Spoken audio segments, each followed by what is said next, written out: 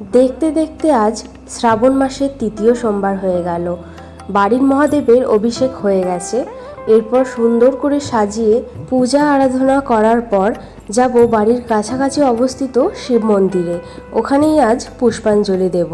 আমার করা মহাদেবের অভিষেকের ভিডিওটি যদি আপনারা দেখতে চান তাহলে ডেসক্রিপশন বক্সে লিঙ্কটা দেওয়া রইল, আপনারা ক্লিক করে দেখতে পারেন। আশা করছি আপনাদের ভালো লাগবে। আর এই ভিডিওটি যদি আপনাদের ভালো লাগে তাহলে একটি লাইক করবেন। আর ভগবানের পূজা আরাধনা, সেবা পদ্ধতি এইসব দেখার জন্য আমার চ্যানেলটিকে সাবস্ক্রাইব করে রাখতে পারেন।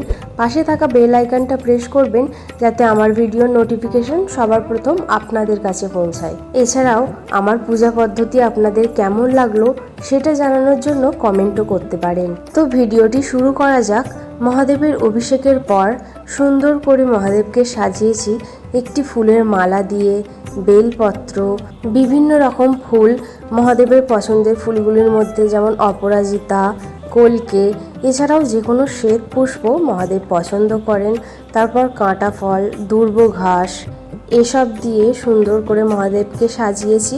আর কপালে তিলকও এঁকে দিয়েছি চন্দন দিয়ে। তারপর করলাম আরতি। পঞ্চপ্রদীপ, প্রদীপ, ধূপ দিয়ে মহাদেবের আরতি করার পর যেরকমভাবে নিত্য সেবা দেওয়ার সময় ভগবানকে ভোগ নিবেদন করি, সেই রকমই ভোগ নিবেদন করে চলে এলাম আমাদের গ্রামের শিবতলায়। এই মন্দিরটি আমাদের গ্রামের সবচেয়ে পুরনো মন্দির। এই মন্দিরের শিবলিঙ্গকে সরাসরি সাধারণ ভক্তদের ছুঁতে দেওয়া হয় না, যারা ব্রাহ্মণ বৈষ্ণব আছে তারাই ছুঁতে পারে। আর আমাদের জন্য রয়েছে এই ছোট শিবলিঙ্গটি, যেখানে পঞ্চমৃত মেশানো দুধটি দিয়ে প্রথম মহাদেবের অভিষেক করলাম।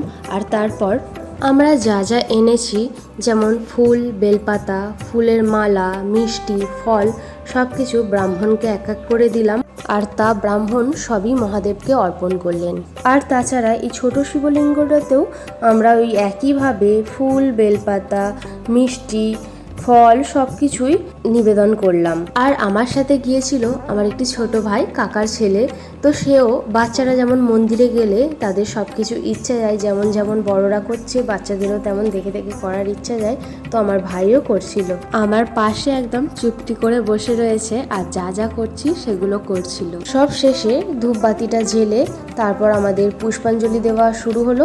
পুষ্পাঞ্জলিটা দিয়ে আমাদের পুজো সমাপ্ত হলো। মহাদেবের চরণে আমার কোটি কোটি প্রণাম।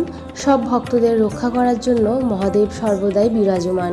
সব ভক্তদের কাছে আমার একটাই অনুরোধ, শ্রাবণ মাসে মহাদেবের পূজা আরাধনা করুন আর নিজেরাও সুস্থ এবং স্বাভাবিক থাকুন।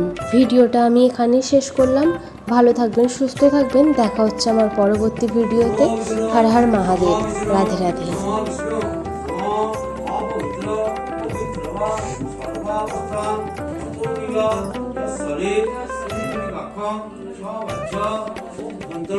소지 너머 마ধব